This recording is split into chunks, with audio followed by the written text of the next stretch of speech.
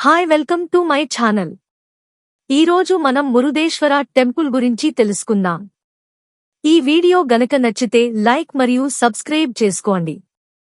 కర్ణాటక రాష్ట్రం పశ్చిమ తీర ప్రాంతంలోని ఉత్తర కన్నడ జిల్లాలో ఈ మురుడేశ్వర్ ఉంది. అరేబియా సముద్రానికి ఒడ్డునే ఈ దేవాలయం నిర్మించారు. ఈ ఆలయం పుణ్యక్షేత్రంగానే కాకుండా ఎంతో మంది పర్యాటకుల మదిని దోచే పర్యాటక ప్రదేశంగా పేరుగాంచింది. ఈ దేవాలయ రాజగోపురం ఆకాశమంత ఎత్తులో 20 అంతస్తులతో ఉంటుంది. ఆలయంలోకి ప్రవేశించే ద్వారానికి ఇరువైపులా 2 పెద్ద పెద్ద ఏనుగు విగ్రహాలుంటాయి. ఈ ఆలయంలో ఉన్న ప్రధాన దైవం శివుడు మురుడేశ్వరునిగా పూజలను అందుకుటాడు. ఈ శివుని విగ్రహం ఎత్తు 123 అడుగులు. ఈ విగ్రహానికి బంగారు పూత పూశారు. ప్రపంచంలోని శివ విగ్రహాలలో 2వ ఎత్తైన విగ్రహంగా ఇది పేరుగాంచింది. మురుడేశ్వర దేవాలయం. ఈ దేవాలయం కందుక పర్వతం మీద ఉంది. 3 వైపులా అరేబియా సముద్రం ఆవరించి ఉంది. ఈ దేవాలయ గాలి గోపురం 20 అంతస్తులు ఉంది. దేవాలయానికి వెళ్లే మార్గంలో 2 నిజమైన ఏనుగులు ఉన్నాయి. మురుడేశ్వర కోట. ఈ కోట మురుడేశ్వర దేవాలయం వెనుక భాగంలో ఉంది. ఈ కోటని టిప్పు సుల్తాను పునరుద్ధరించాడు. శివుని విగ్రహం. ఆలయ సముదాయంలోనున్న ఈ శివుని విగ్రహం చాలా దూరం నుండి కనిపిస్తుంది. ఆధారాల ప్రకారం ఈ విగ్రహం ప్రపంచంలోనే అతి పెద్ద శివుని విగ్రహం. సుందరమైన పచ్చటి పచ్చిక బయళ్లతో కల ఒక చిన్న కొండపై శివుడి అతిపెద్ద విగ్రహం ప్రతిష్ఠించారు. 123 అడుగుల ఎత్తు కలిగిన ఈ విగ్రహాన్ని చెక్కడానికి 2 ఏండ్లు పట్టింది. ఈ విగ్రహంలో మరో ప్రత్యేకత ఏమనగా సూర్యరశ్మి పడినప్పుడు ఈ విగ్రహం మెరుస్తుంది. నందీశ్వరుడితో సహా ఈ విగ్రహానికి ఒక దేవాలయం నిర్మించారు.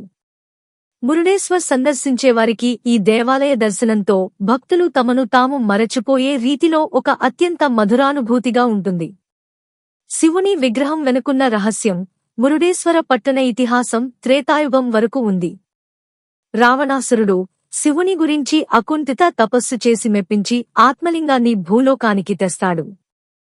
కాని శివుడిచ్చిన ఆత్మలింగం స్వభావం ప్రకారం ఆ లింగాన్ని ఎక్కడైనా భూమి మీద ఆ లింగం ఎక్కడ పెడితే అక్కడ స్థాపితం అవుతుందని శివుడు చెబుతాడు.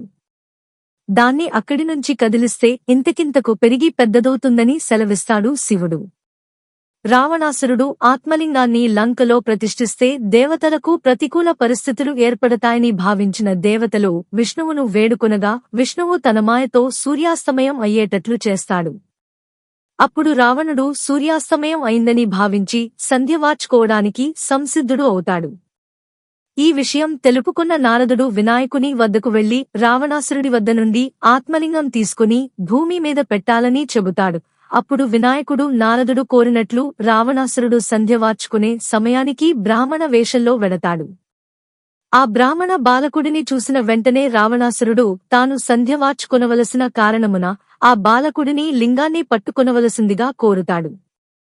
అప్పుడు వినాయకుడు లింగం చాలా బరువు ఉంటే తాను ఎక్కువసేపు మోయలేనని, మోయలేకపోయే సమయం వచ్చినప్పుడు 3 సార్లు పిలుస్తానని, రావణాసురుడు రాకపోతే ఆ లింగాన్ని భూమిపైన పెడతానని చెబుతాడు. రావణాసురుడు అందుకు అంగీకరించగా వినాయకుడు లింగాన్ని తన చేతులలోకి తీసుకుంటాడు. రావణాసురుడు సంధ్యవార్చుకోవడానికి వెళ్లగానే గణపతి లింగాన్ని మోయలేకపోతున్నట్లు 3 సార్లు పిలుస్తాడు. సంధ్య మధ్యలో ఉండడంతో రావణాసురుడు అక్కడకు వచ్చేటప్పటికే వినాయకుడు లింగాన్ని భూమి మీద నిలుపుతాడు. రావణాసురుడు వచ్చి లింగాన్ని భూమి మీద నిలిపినందుకు గణపతి నెత్తిమీద ముట్టుతాడు. గణపతి నెత్తికి గుంట పడుతుంది. వినాయకుడు భూమి మీద నిలిపిన స్థలం గోకర్ణ, మురుడేశ్వర లింగం పడిన భాగాలలో ఒక ప్రదేశం. విష్ణువు తన మాయని తొలగించగా వెంటనే సూర్యుడు ఆకాశంలో మళ్లీ కనిపిస్తాడు. ఈ విషయాన్ని గ్రహించి రావణుడు ఎంతో కోపోద్రిక్తుడై ఆత్మలింగాన్ని తన చేతులతో పెకలించ ప్రయత్నం చేస్తాడు.